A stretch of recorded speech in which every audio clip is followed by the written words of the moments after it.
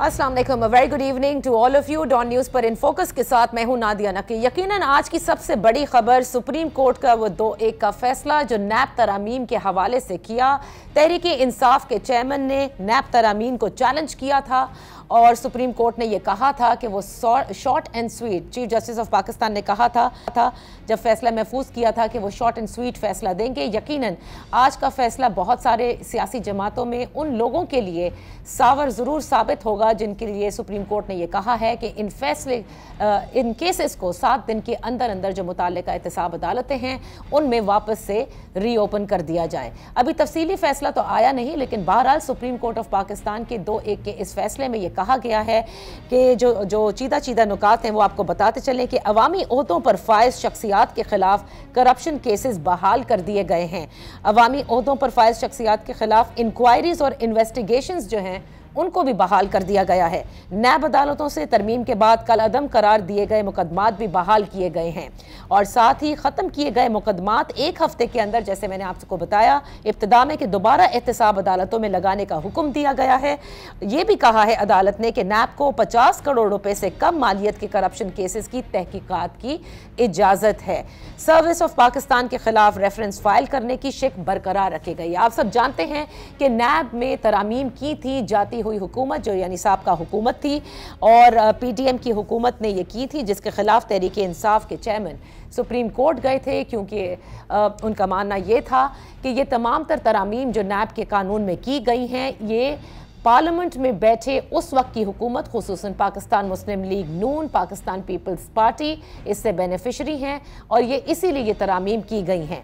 अब सबसे बड़े सवाल इसके लीगल एस्पेक्ट्स तो हैं ही, लेकिन इसके सियासी एस्पेक्ट्स भी बहुत हैं, यानी कि इसके असर होगा। लेकिन आज हम इसके लीगल एस्पेक्ट्स का जिक्र करेंगे। उधर आपको ये भी पता है कि पाकिस्तान पीपल्स पार्टी की जो CEC है उसका भी इजलास आज दोबारा हुआ था, जो गुज़िश्ता रोज़ का तसलसल था, जिसके बाद chairman Pakistan peoples party Bilawal Bhutto Zardari साहब ने CEC के बाद जो एलामिया जारी हुआ है और जो उन्होंने प्रेस कॉन्फ्रेंस की उसमें यही कहा उन्होंने कि इलेक्शन कमीशन को जल्द से जल्द इलेक्शन स्केड्यूल का ऐलान करना चाहिए और साथ ही जो लेवल प्लेइंग फील्ड ना होने की शिकायत पाकिस्तान पीपल्स पार्टी के मेंबरान ने की, वो तमाम राइट साबिक सदर आसिफ जरदारी साहब को तखवीज़ कर दिए गए हैं। जब मैं ये साबिक सदर का जिक्र कर रही हूँ तो साबिक 6 वज़राए आज़म भी आज के सुप्रीम कोर्ट के जो नैब तरमीमी ऑर्डिनेंस जो नैब तरामीम की गई थी उनको कल अदम करार दिया गया है, उनके खिलाफ वापस से केसेस बहाल कर दिए जाते हैं। हमारे इस वक्त के जो मेहमान हैं साबिक अटॉर्नी जनरल अशतर औसाफ साहब हमारे साथ हैं। लीगल एस्पेक्ट्स पर इनसे बात करेंगे। Thank you so much for joining us Ashtar Ausaf साहब।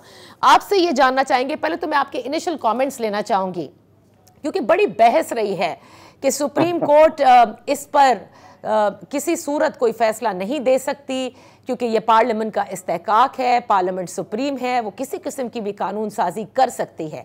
आप क्या कहेंगे आज के फैसले पर?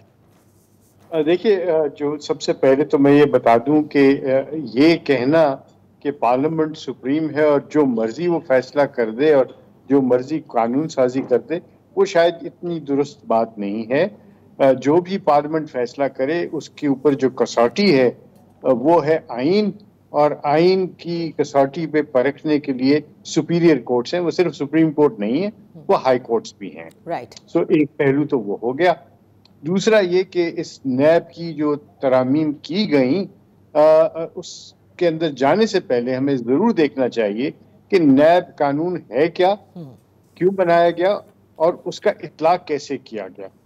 तो आप को मैं बताता चला जाऊं कि ये एक डिस्पॉट यानी एक डिक्टेटर का ये बनाया हुआ कानून था और इसके जो खालिक थे, अल्लाह उनको गरीक रहमत करे, फारूक आजम साहब, उन्होंने भी बरमला कोर्ट में ये कहा था कि मैं मानता हूं कि ये ड्रकोनियन लॉ है, ये काला कानून है, लेकिन हमारे मुल्क को ऐसे ही काले कवानीन की जरूरत है ताकि बीख कहनी की जा सके करप्शन की। राइट। मैं उस बात से तो डिसएग्री नहीं करता कि करप्शन की वेख करनी करनी चाहिए, लेकिन काले कवानीन के जरिए बिल्कुल नहीं। उसके लिए आपका 10A पहले 10A नहीं था, फिर भी ड्यू प्रोसेस का जो सारा है वो हर सिविलाइज्ड कंट्री में, और हम भी एक सिविलाइज्ड मुल्क हैं। राइट। दूसरी बात ये कि ये कानून जब बनाया गया तो बेसिकली ये अकाउंटेबिलिटी के लिए नहीं था, ये प्लायबिलिटी के लिए था। इसको लोगों को प्लाय करने के लिए, लोगों के ऊपर प्लायबल बनाने के लिए, उनके ऊपर कोर्शन के जरिए, पॉलिटिकल इंजीनियरिंग का जरिया बनाया गया। और शायद मकसद भी इसी का था। हिस्ट्री बेयर्स मी के इसके अंदर किस तरीके से पार्टीज को तोड़ा गया, उनमें से इलेक्टेबल्स को लाया गया और उन इलेक्टेबल्स के जरिए हुकूमत चलाई गई। यानी सियासी इंतकाम का मकसद, सियासी इंतकाम था इसका। सियासी इंतकाम भी था और सियासी इंजीनियरिंग। और ये सियासी इंजीनियरिंग मैं नहीं कह रहा, ये सुप्रीम कोर्ट कह चुका है कि ये सियासी इंजीनियरिंग का एक टूल था। अब आगे चलिए।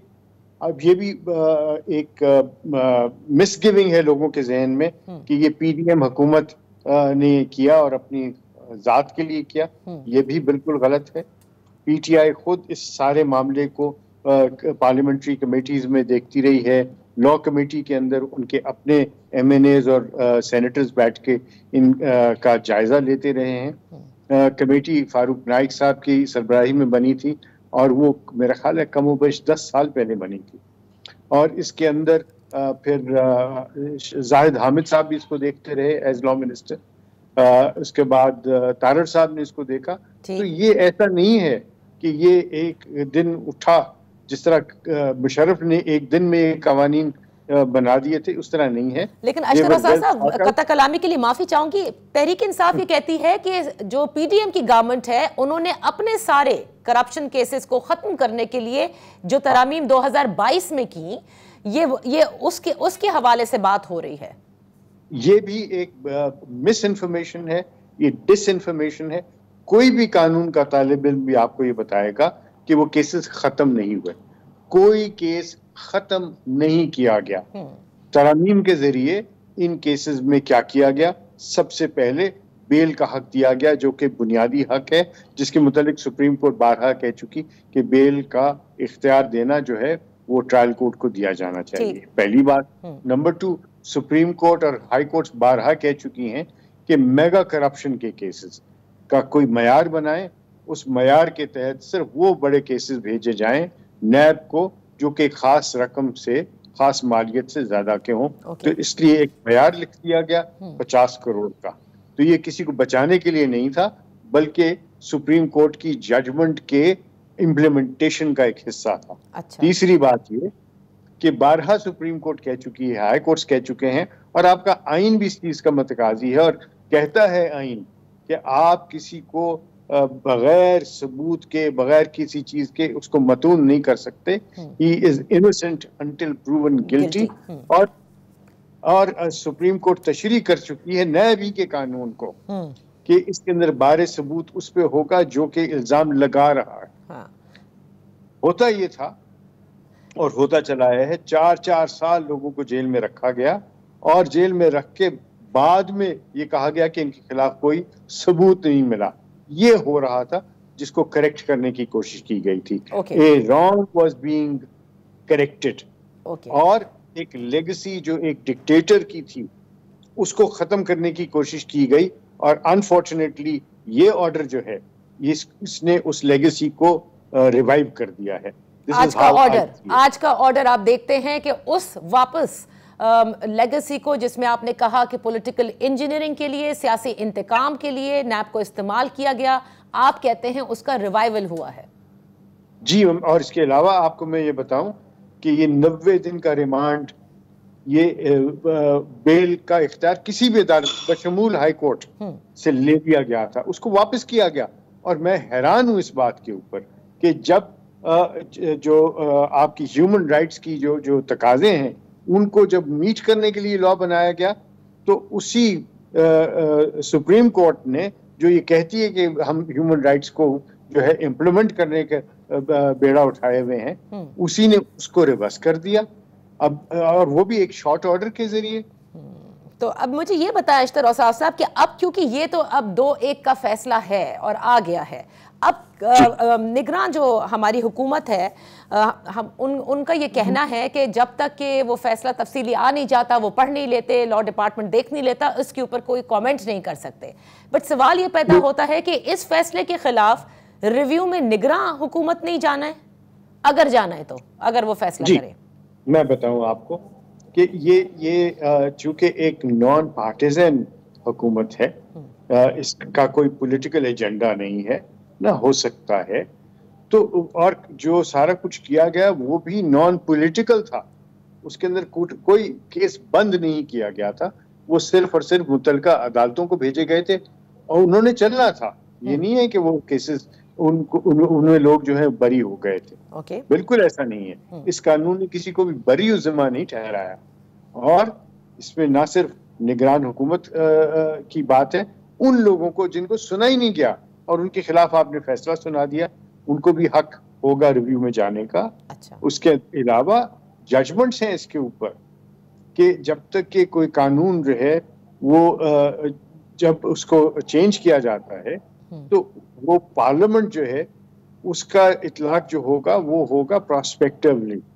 तो यहाँ पे अब जब इन्होंने इसको खत्म कर दिया तो देखिए कि जो पीटीआई के और बाकी लोगों के खिलाफ जो 50 करोड़ रुपए से कम के मामला थे जो शायद एफआईए देखती, और वो भी नैब में आ जाएंगे, इंक्लूडिंग चेयरमैन पीटीआई। तो फिर आप देखें कि जब उनको 90 दिन का रिमांड भुगतना पड़ेगा और जब उनको बेल नहीं मिलेगी फिर वो कैसे रिएक्ट करते हैं। अब आपने जो रिव्यू का आपने कहा ना कि हक है उस शख्स का भी जिसको सुना नहीं गया, एंड इवन द निगरान हुकूमत कैन गो। लेकिन सवाल तो निगरान हुकूमत अगर जाएगी तो मैं आपसे सिर्फ ये जानना चाहती हूँ कि फिर तो ये होगा कि आपने खुद बजा फरमाया कि इनका पॉलिटिकल कैपिटल नहीं है। एक पिछली हुकूमत एक पार्लियामान जॉइंट सेशन से पास करती है इन तरामीम को, तो अगर उसको कोर्ट बॉग डाउन कर भी देती है, why would the caretaker setup go for a review? उनको इससे क्या? उनका काम तो इलेक्शन कराना, डे टू डे मैटर्स देखना है। उनको इलेक्शन कराना भी उनका फर्ज नहीं है, इलेक्शन कराना इलेक्शन का है, फैसिलिटेट करना, डे टू डे एक्टिविटी चलाना। Exactly. So rule of law बिल्कुल निगरान हुकूमत की जिम्मेदारी है और रूल ऑफ लॉ में उन कवानीन का इतलाक करना जो कि दुरुस्त कवानीन है, जो सही कवानीन है, वो भी उनकी जिम्मेदारी है। इनकी सवाबदीद होगी, मैं ये नहीं कह रहा कि उनको जाना चाहिए, ये उनकी सवाबदीदी होगी और उनके ऊपर कोई पाबंदी नहीं है कि वो ना करें, वो इस पे करें, और कोई ये भी पाबंदी नहीं कि वो ना करें। हाँ, ये मैं बता दूं आपको कि उनका इनपुट लेना जरूरी होगा। इसमें 27A का नोटिस अटॉर्नी जनरल को होगा, इसमें प्रोसिक्यूटर जनरल को भी सुनना जाएगा। अच्छा। और इसके अंदर तमाम उन लोगों को भी सुनना जरूरी है कि जिनके केसेस इफेक्ट होते हैं। मैं फिर से रिपीट कर दूं, कोई बरी नहीं हुआ इस कानून की वजह से, उनके केसेस जो है बिल्कुल वो ट्रांसफर हुए थे। हमने देखा शायद खाकान अब्बासी साहब का केस भी किस तरह से ट्रांसफर हुआ। Now it's going to be transferred back to these courts, एहतसाब अदालत में वापस नहीं आएगा। It will be nothing new. साहब, अब आते हैं उन तमाम केसेस का। आपने प्रोस्पेक्ट का तो जिक्र किया जिसमें आपने कहा तहरीक इंसाफ के चेयरमैन, उनके खिलाफ भी नैब के केसेस हैं, वो 90 दिन का रिमांड, बेल ना मिलना उससे, या तहरीक इंसाफ के जिन लोगों के ऊपर नैब केसेस ओपन हुए उन सबको भुगतना पड़ेगा।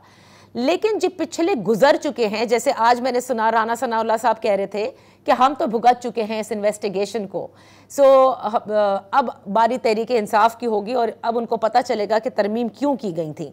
लेकिन मुझे ये बताएगा कि उन तमाम असासों को जो मुंजमद किए गए थे, फिर बहाल कर दिए गए थे, और जिन्होंने इस्तिफादा हासिल किया था इन तरमीम के जरिए, वो सब तो फिर रिवर्स होगा ना? नहीं, इस तरह नहीं होगा। हमें ये मालूम है कि जो जुडिशियल ऑर्डर्स होते हैं वो रिवर्स नहीं हो जाते। बेल के ऑर्डर्स जो हैं वो भी जुडिशियल ऑर्डर्स हैं।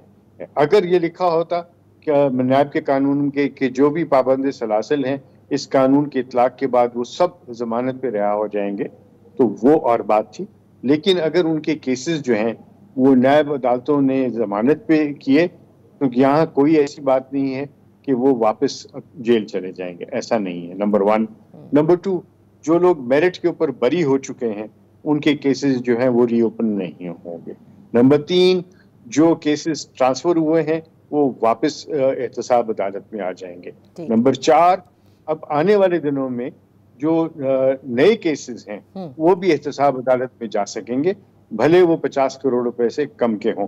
मसलन अगर पाकपतन शरीफ में या किसी और जगह पे कोई प्रॉपर्टी ली गई है एक जिसको डिक्लेयर नहीं किया गया या असासों से ज्यादा है, डिक्लेयर्ड असासों से, तो पहले तो वो नैब में नहीं जा सकते थे वो केसेस, वो तो शायद एंटी करप्शन कोर्ट में जाते, लेकिन अब वो नैब में चले जाएंगे। और नैब के कवानीन, जैसे मैंने आपसे पहले कहा, खुद उसके ऑथर ने कहा कि काला कानून है। तो ये अब मुझे ये बताइए कि जब रिव्यू में जाएंगे तो जाहिर है बेंच भी नहीं होगी, क्योंकि चीफ जस्टिस ऑफ पाकिस्तान तो जाहिर है अगर रिव्यू में कोई जाता है वो तब्दील हो चुके होंगे। इस पूरे केस के अंदर जस्टिस मंसूर अली शाह साहब ने क्योंकि इख्तलाफी नोट भी लिखा है, कई जगह रिमार्क्स में उनका ये भी कहना था कि एक लार्जर बेंच तश्कील दी जाए या फुल कोर्ट हो। आप समझते हैं कि इस किस्म की तरामीम को जब चैलेंज किया जाता है जो पार्लियामान ने पास की हों, उसको एक फुल कोर्ट देना चाहिए या लार्जर बेंच? सबसे पहले तो ये मैं बारहा कह चुका हूं कि इनको डायरेक्टली सुप्रीम कोर्ट में नहीं जाना चाहिए, हाई कोर्ट में जाएं। हम कॉन्फिडेंस क्यों कर देते हैं हाई कोर्ट के ऊपर? Why does the supreme court से कि हाई कोर्ट जो है उसको हम बाईपास होने देंगे? एक कोर्ट का लाजमी तौर के ऊपर उसका फैसला अगर आए तो वो बेहतर होता है, अगर अपील में सुने तो ज्यादा बेहतर होता है। जब 184(3) का मामला आता है तो उसमें अपील नहीं है, तो ये भी एक कबाहत वाली बात है। नंबर 2, जो ट्रेडिशन है और ट्रेडिशन की बात की गई, कन्वेंशन की बात की गई, एक कंसिस्टेंट प्रैक्टिस की गई, और रीजनेबल कंसिस्टेंट प्रैक्टिस क्या रही है इस कोर्ट की कि ये ऐसे मामलात को वो पहले कहते हैं आप हाई कोर्ट में लेके जाएं, फिर हम सुनेंगे, और अगर वो इसको खुद सुनना चाहें तो फिर उसके लिए वो फुल कोर्ट बनाते हैं। न सिर्फ अवामी अहमियत के केसेस में, बल्कि जहाँ पे इस तरह की सिचुएशन हो जहाँ पे डाइवर्जेंट व्यूज हों, उसके अंदर एक तो ये बहुत एहतियात होनी चाहिए, दूसरा फुल कोर्ट होना चाहिए। अच्छा, आखिरी बात ये होगी कि ये बात सिर्फ बाहर से नहीं थी, ये कोर्ट के अंदर से भी थी, तो इसलिए इस बात की बहुत ज्यादा अहमियत है। सही। ये मुझे बताइएगा कि सर्विस ऑफ पाकिस्तान के खिलाफ रेफरेंस फाइल करने की शिक को बरकरार रखा गया है। नाजरीन के लिए बताइए कि सर्विस ऑफ पाकिस्तान के तहत कौन लोग हैं? सर्विस ऑफ पाकिस्तान में एक्सेप्शंस हैं, वो आर्टिकल मेरा ख्याल है 260 है। आर्टिकल 260 जो है वो एक्सेप्शंस देता है कि कौन से लोग सर्विस ऑफ पाकिस्तान में नहीं हैं, और बाकी अशखास जो हैं वो सर्विस ऑफ पाकिस्तान में है। उसके अंदर प्रेसिडेंट, उसमें प्राइम मिनिस्टर, उसके अंदर अटॉर्नी जनरल, एडवोकेट जनरल, ये सर्विस ऑफ पाकिस्तान की डेफिनेशन से बाहर है आइन की। लेकिन नैब के अंदर हर वो शख्स जो कि सरकार से किसी किस्म का रिम्यूनरेशन लेता है, उसको वो कहते हैं कि वो गिना जाएगा in the service of Pakistan. There is a conflict, but nevertheless हर वो शख्स जो पब्लिक ओहदा रखता है उसको वो कहते हैं कि in service of Pakistan for the purposes of NAB. अच्छा, क्योंकि आपने नैब का आपने जिक्र किया कि किस तरह से ये बनाई गई, उसका मकसद क्या था, उसके बानी ने क्या बताया। आज आप क्या देख रहे हैं अशतर औसाफ साहब कि सियासी जमातें इलेक्शनियरिंग में जाना चाहती हैं, और आपको ये भी पता है कि एक पॉलिटिकल डिवाइड है, तहरीक इंसाफ और ये एक सारी जमातें एक तरफ एक तरह से, और तहरीक इंसाफ इस वक्त अग्रीव्ड पार्टी अपने आप को कहती है कि उनके साथ सही नहीं हो रहा। तो अब नैब को कौन इस्तेमाल करेगा? निगरान सेटअप भी आपने देख लिया है किस तरह का है।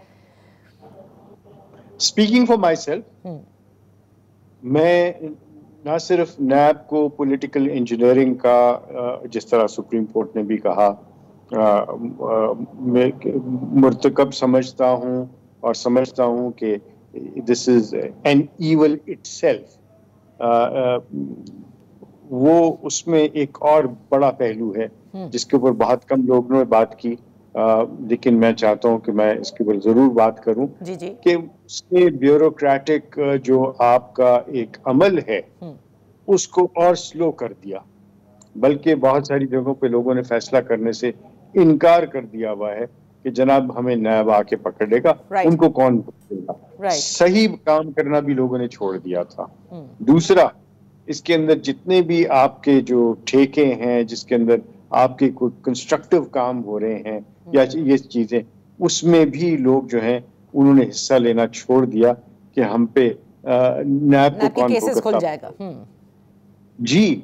और ये एक ऐसा तलवार लटक रही है हर एक के ऊपर कि वो अच्छे फैसले भी, प्रॉपर फैसले भी, जो मुल्क की जो सालमियत के लिए, मुल्क की बेहतरी के लिए फैसले हैं, उसको भी करने से एतराज करते हैं। क्यों? क्योंकि वो कहते हैं कि जनाब नेकी तो बर्बाद हो जाएगी, गुनाह लाजिम हो जाएगा। तो ये इदारा जो है जी, इस इदारे ने आपके मुल्क की तरक्की को रिटार्ड किया है। इस मुल्क की सियासत के अंदर इसने बहुत सारा जो है एक किरदार अदा किया है जो कि काबिल सताइश नहीं है। और तीसरी बात ये है जी, और वो ये है कि आपने क्या बाकी इदारों के ऊपर नो कॉन्फिडेंस का इजहार नहीं कर दिया? नैब के अंदर आपको FIA से लोग लाना पड़े, आपको एंटी करप्शन ऑर्गेनाइजेशन से लोग लेके आना पड़े, आपको लोग लेके आना पड़े, और वो सब के सब डेप्यूटेशन पे आए। और सुप्रीम कोर्ट ने जब ये इस केस का जायजा लिया, इस मामले का जायजा लिया, तो उन्होंने कहा कि जिस डेप्यूटेशन पे लोग आए हुए हैं वो सब चले जाएंगे। जब वो सब चले गए तो फिर नैब के पास रह क्या गया? उनके पास तो कोई इन्वेस्टिगेटिंग टूल्स भी नहीं है। एक खूबसूरत इमारत जरूर है। सही। अशतर औसाफ साहब, आपने बड़ी तफसील से इसके ऊपर बात की, बड़ी इंटरेस्टिंग बातें की हैं आपने। मैं यहाँ पर I have to take a break now. Break के बाद जब हम वापस हाजिर होंगे, thank you so much for joining us. Break के बाद जब हम वापस हाजिर होंगे तो हम बात करेंगे राजा आमिर अब्बास साहब से कि वो फैसले को कैसे देख रहे हैं और वो क्या देख रहे हैं। जो बातें अशतर औसाफ साहब कहते हैं, क्या वो उससे एग्री करते हैं, या आज के फैसले के हवाले से कि जो इत्तलाक होगा इसका या इम्पैक्ट होगा, उस पर भी हम एक डिवीजन देखते हैं right after this one. Welcome back. In focus हैं राजा आमिर अब्बास साहब, साबिक एडिशनल प्रोसिक्यूटर जनरल नैब। इनसे बात करते हैं क्योंकि सुबह से जितने भी फैसले के हवाले से बातचीत हो रही है, लीगल ओपिनियन इसके ऊपर लिया जा रहा है, लेकिन असल चीज़ जो है वो उन केसेस के हवाले से है जिनके ऊपर इसका इत्तलाक होगा, यानी इस फैसले का इत्तलाक होगा। Thank you so much for joining अस। आमिर अब्बास साहब, ये बताइएगा कि सुप्रीम कोर्ट के फैसले के अब जो फैसला ये सामने आया है, इसके हवाले से अगर मैं जिक्र करूं, उन तमाम लोगों का क्या होगा कि जिनके असासे पहले मुंजमद किए गए थे, जिनके बैंक अकाउंट फ्रीज किए गए थे, जिनकी प्रॉपर्टी जब्त की गई थी, और उसके बाद जब ये तरमीम आई तो तरमीम के बाद हमने देखा कि फिर आहिस्ता आहिस्ता वो तमाम तर जो असासे हैं वो वापस कर दिए गए थे। तो क्या हम वापस उधर जा रहे हैं कि जहां ये तमाम चीजें एक मर्तबा फिर होती नजर आएंगी? देखिए, एसेंस इस जो सी जजमेंट का है वो यही है, और नादिया इससे पहले भी एक दफा ऐसे हुआ था, आई वॉज देयर, जब 2007 में नेशनल रिकंसिलिएशन ऑर्डिनेंस आया था जिसे हम NRO 1 कहते हैं, NRO कहते हैं जी।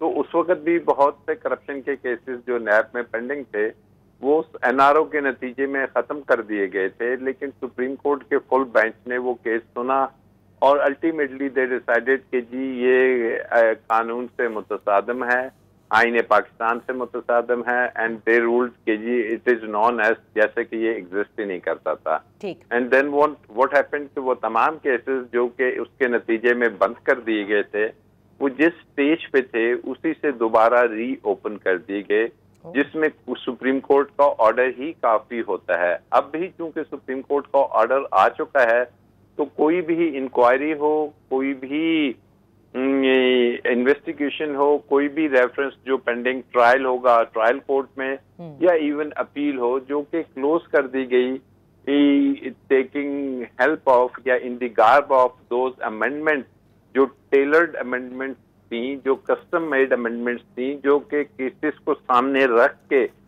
इस केस में हम कैसे निकल सकते हैं, तो वो अमेंडमेंट्स की थी, वो खत्म हो गई। तो अब अगर किसी की फ्रीजिंग ऑर्डर्स या उस वक्त डीफ्रीज या खत्म हो गया था, अब दोबारा से वो अपनी जगह पे बहाल हो जाएगा वो ऑर्डर विद इन 7 days।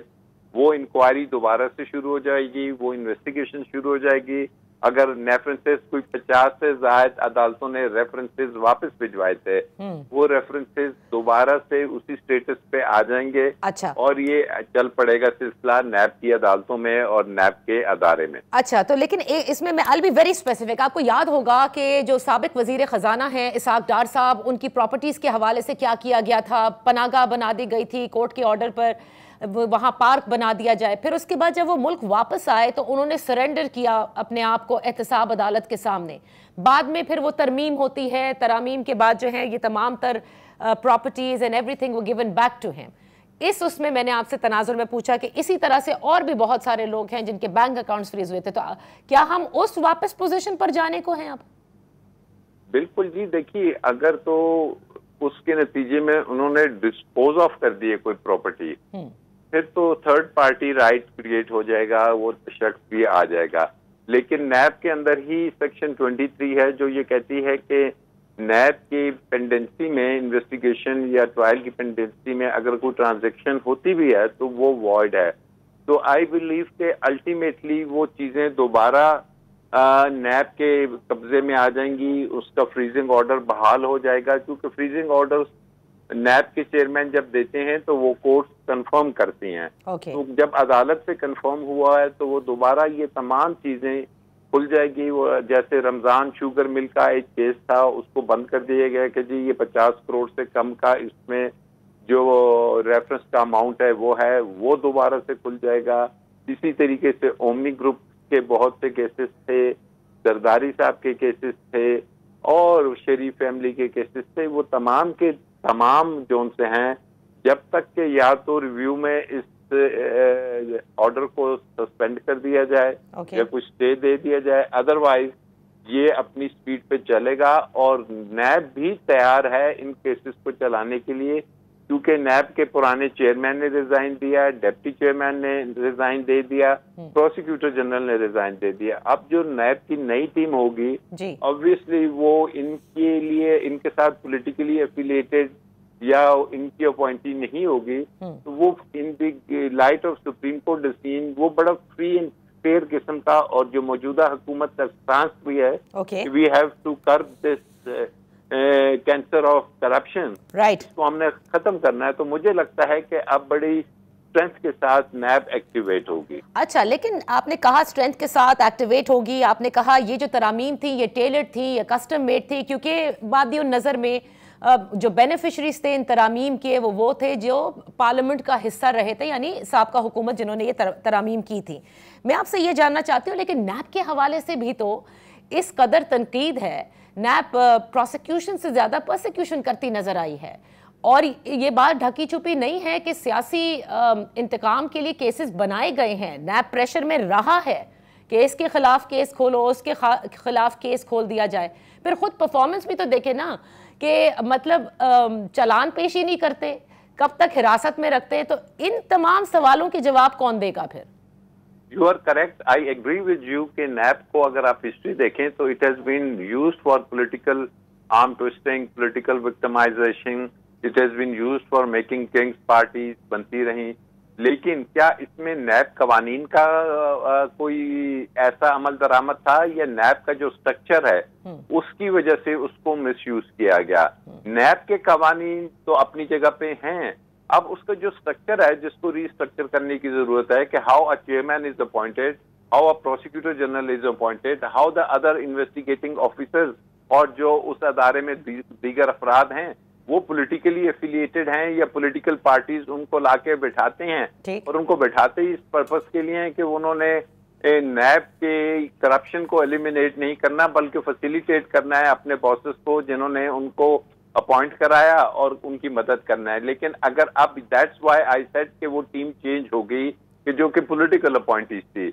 अब अगर इस दौर में जो अपॉइंटीज आ रहे हैं वो किसी पार्टी से एफिलिएटेड नहीं नजर आ रहे, तो बज़ाहिर आई बिलीव कि अगर वो ऑनेस्टली चलेंगे तो नैब के केसेस पे अमल दरामद करना और इनको अपना पाया तकमील तक पहुंचाना कोई रॉकेट साइंस नहीं है। All it needs is sincere effort and the right person at the right place. Sir, right person at the right place होने के बावजूद आपने देखा है कि इस मुल्क के अंदर प्रेशर सिर्फ सियासतदानों का नहीं होता, प्रेशर कहीं और से भी आता है उन लोगों का जो सियासी बिसात बिछाते हैं और जिस तरह से वो सियासत को आगे लेकर जाना चाहते हैं, वो फिर हर इदारे को इस्तेमाल किया जाता है और नैब इस्तेमाल हुआ है पहले। बिल्कुल आपने दुरुस्त कहा, क्योंकि जब नैब बना था तो मुशर्रफ साहब का शुरू में तो यही इरादा था कि हम करप्शन से लूटी हुई पैसों को वापस लाएंगे, लेकिन ऑलमोस्ट आफ्टर अ ईयर वो जब सारे चीजों को, आपको याद होगा कि इंग्लैंड में कंपनीज भी हायर की गई, बहुत से लोगों की रिकॉर्ड आ गया,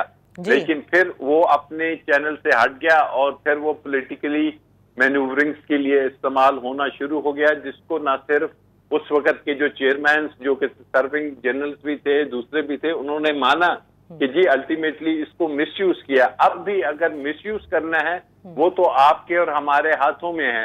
लेकिन इन्होंने जो क्या किया, पीडीएम की हुकूमत ने, इन्होंने अदारे को मिसयूज करने के बजाय कानून को ही सिरे से खत्म कर दिया, टूथलेस बना दिया कि नैब के अदारे का कानून ही ऐसा बना दे कि अगर कोई चाहे भी तो उस कानून के होते हुए वो कोई ऐसा एहतसाबी अमल शुरू ना कर सके, विच इज अनफॉर्चुनेट। और किन लोगों ने किया?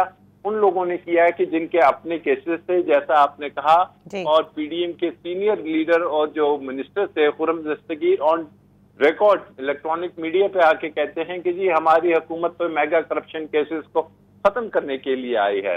अगर इस किस्म की लेजिस्लेशन की उन्होंने, तो अब इसमें अदालतें तो उस लेजिस्लेशन को यही कर सकती हैं कि ये आइन से मुतसादम है, लेकिन अब अगर अदारे को चलाना है तो फिर जो हैं चलाने वाले इस मुल्क को, उनको देखना है कि कैसे चलाना है। अच्छा, आखिर में सिर्फ ये मैं जानना चाहूंगी, जो 90 रोज हिरासत में रखा जाता है रिमांड के ऊपर, उसका इतलाक उन लोगों पर होगा जो फ्रेश केसेस होंगे? क्योंकि पीएमएलएन कहती है कि हम तो भुगत चुके हैं, तहरीक इंसाफ के चेयरमैन जिनके खिलाफ नैब केसेस हैं, अब उन्हें इस तमाम पुराने नैब के कवानीन के तहत और ज्यादा रुकना पड़ेगा जेल में।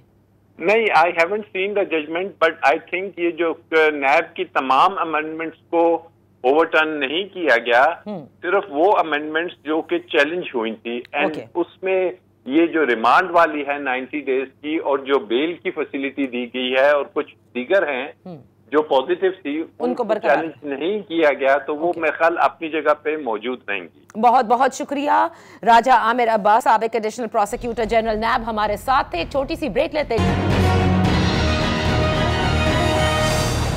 Welcome back. इन फोकस है सीनियर कानूनदान सरदार लतीफ खोसा साहब। Thank you so much for joining us. Sardar साहब, ये बताइएगा, पहले तो जरा नैब के हवाले से बात कर लें कि आज वही सुप्रीम कोर्ट जिसने नैब को एक पॉलिटिकल इंजीनियरिंग का इदारा या टूल गर्दाना था, जो फैसला आज दिया है जाते जाते, उसको आपके नजदीक फायदा किसको पहुंचा है इस फैसले का?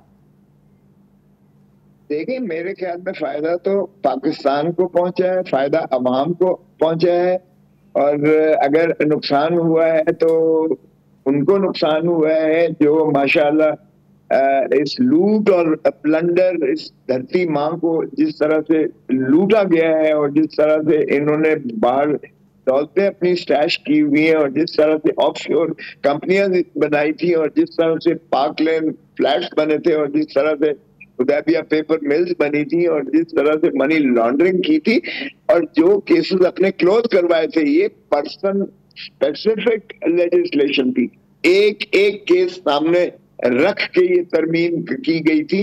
और जाहिर है कि ऐसी बदनीयती की तरमीम जो थी वो कौम और मुल्क के लिए बहुत ज्यादा नुकसानदेह थी, और इसमें एक अजीब किस्म की सरासिंगी पाई गई। पहले तो देखे ना, एक पूरा दुनिया का कंसोर्शियम था जिसने पानामा लीक्स की जो है ये इकट्ठे किए थे, और वो कोई पाकिस्तानी नहीं थे, और ना ही सिर्फ पाकिस्तान के बारे में थे, पाकिस्तान के खानवादे के बारे में थे या कुछ और लोगों के बारे में थे। और जब 6 ऑफशोर कंपनीज निकली, नेल्सन, नेस्कॉल वगैरह, और उसमें से सारा निकला कि कहाँ कहाँ किस तरीके से मनी लॉन्डर करके ये जायदादें बनाई गई हैं। और फिर यहाँ जीआईटी बनी, एक हाई लेवल की हाई पावर्ड जीआईटी, 10 वॉल्यूम ने इतने ज्यादा बनाए, और जिसमें उन्होंने सारी चीजें अनअर्थ की। तो ये सारा जो है यानी रबिश था। और 16 अरब रुपया अगर एक मखसूस चपरासी के अकाउंट से निकलता है तो वो सारा फजूल सा सारा बिल्कुल खत्म था। तो सरदार साहब आपका सारे इस वक्त जो बंदूकें हैं उनका जो रुख है वो शरीफ खानदान की तरफ है, लेकिन आप शायद भूल गए हैं कि इन तरामीम जो फैसला आज आया है उसके हवाले से जो मुस्तफीद हुए या जिन्होंने इस्तेफादा हासिल किया उसमें पाकिस्तान पीपल्स पार्टी के जरदारी साहब भी हैं, उनका केस भी वापस खुलेगा। इसी तरह यूसुफ रजा गिलानी साहब हो गए, राजा परवेज अशरफ साहब हो गए और बहुत से दीगर लोग हैं। उस पर फिर आप क्या कहेंगे? उन्होंने भी प्लंडर किया, उन्होंने भी मनी लॉन्ड्रिंग की।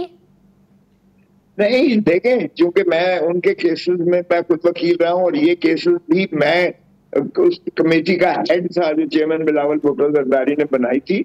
मेरे साथ एतजाज आसम थे, फारूक नायक थे और नैयर बुखारी थे। मैंने ये सारा जो है, मैं उसका सेक्रेटरी जनरल की हैसियत से उसका सरबराही कर रहा था। हमने ये सारे जो है इतना ज्यादा, और उसमें अरशद शरीफ भी जो है वो उसकी भी साथ कंसल्टेशन होती थी और उसमें भी बहुत सारा मवाद उसके पास भी मौजूद था।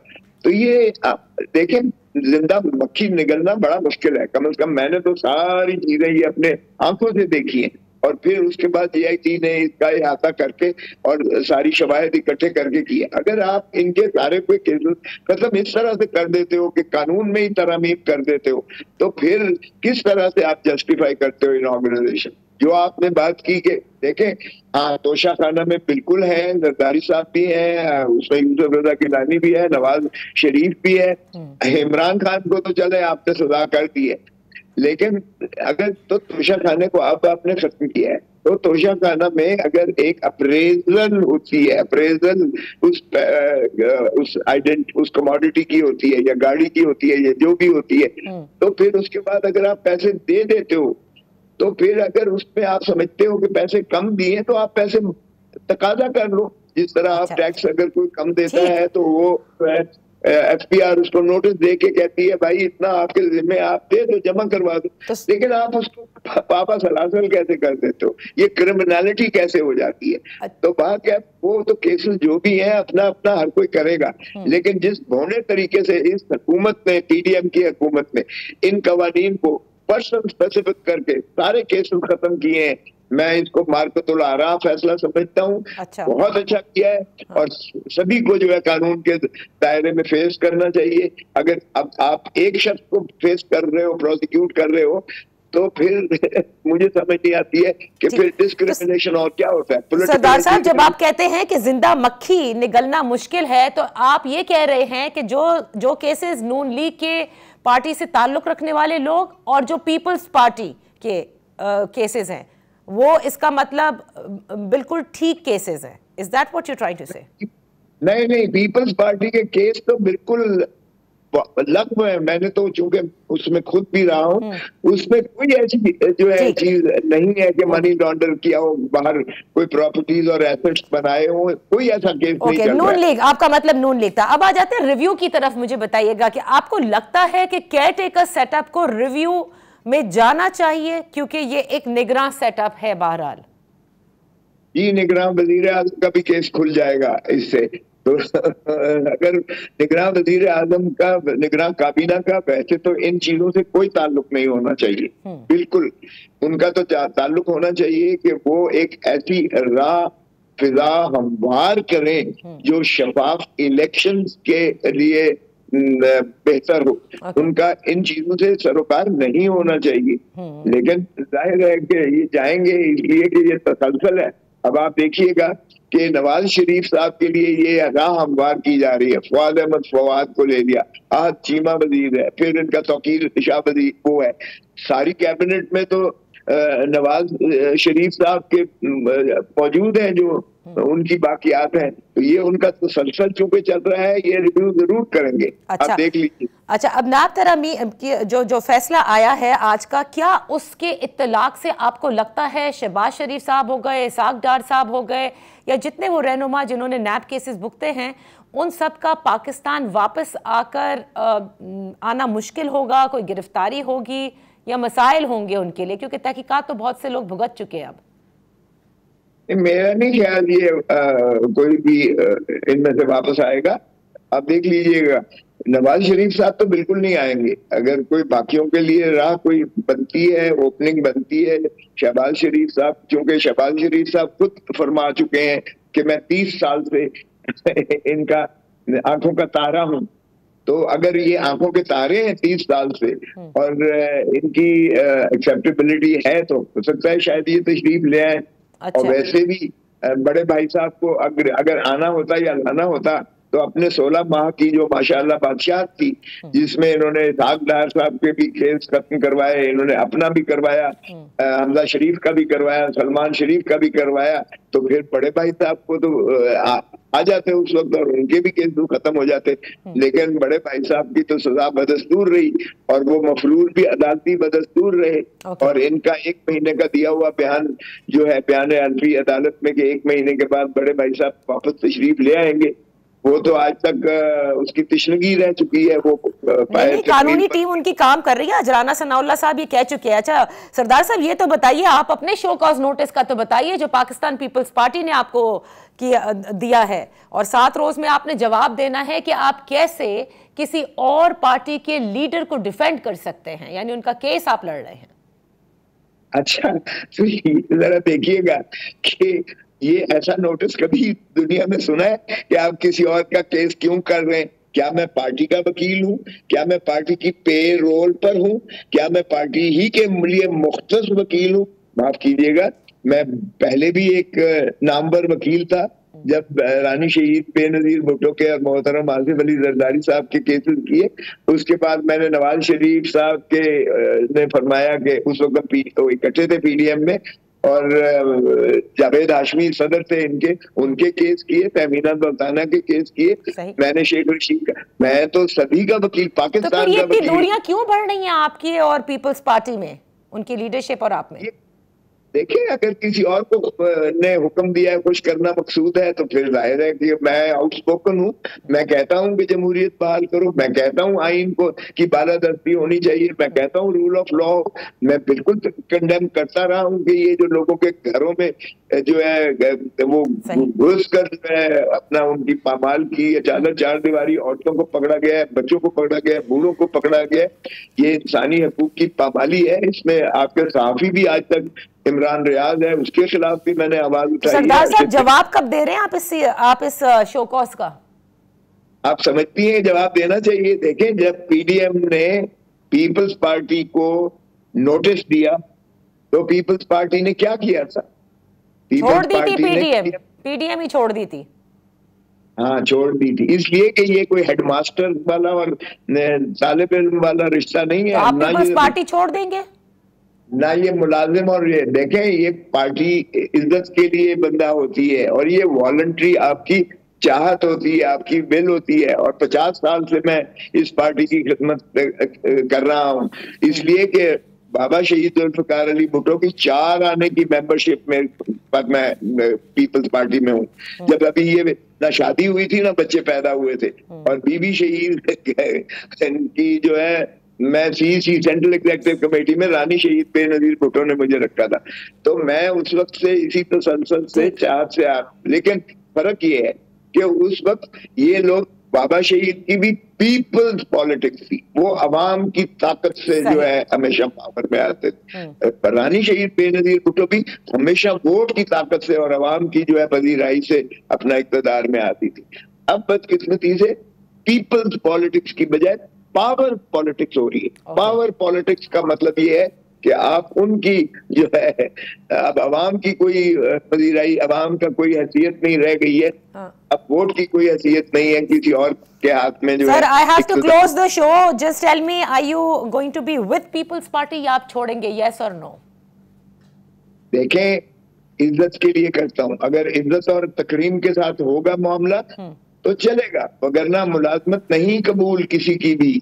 और पॉलिटिकल पार्टी कोई मुझे डिक्टेट नहीं कर सकती है कि मैं किसका केस लूं, किसका केस न लूं, क्योंकि ये मेरा रिश्ता जो है आइन और कानून इसको तयन करता है। इसमें किसी की मुदाखलत नहीं होती है। मैंने आज तक मैंने अपने पेशे में किसी को मुदाखलत करने की इजाजत नहीं देती थी, और ना कानून और आईन इस चीज का मुतकादी है, बल्कि ये इतना तकद्दुस का रिश्ता होता है कि मैं इसे प्रोटेक्ट करूंगा हर सूरत पर, क्योंकि ये एतमाद का रिश्ता होता है। मैं किसी अपने साहिल के एतमाद को ठेस कभी नहीं पहुंचाया जिंदगी में, इसलिए मैं ये, अगर ये इस पर इसरार करेंगे तो मैं अपने पेशे को प्रेफर करूंगा बजाय इसके कि मैं किसी और की पेशे में मुदाखलत को बर्दाश्त नहीं करूंगा, बिल्कुल नहीं करूंगा। बहुत बहुत शुक्रिया सरदार लतीफ खोसा साहब, thank you so much for being with. के साथ प्रोग्राम का वक्त खत्म होता है, इंशाल्लाह फिर आपकी खिदमत में कल हाजिर होंगे। अपना ख्याल रखिएगा, अल्लाह हाफिज।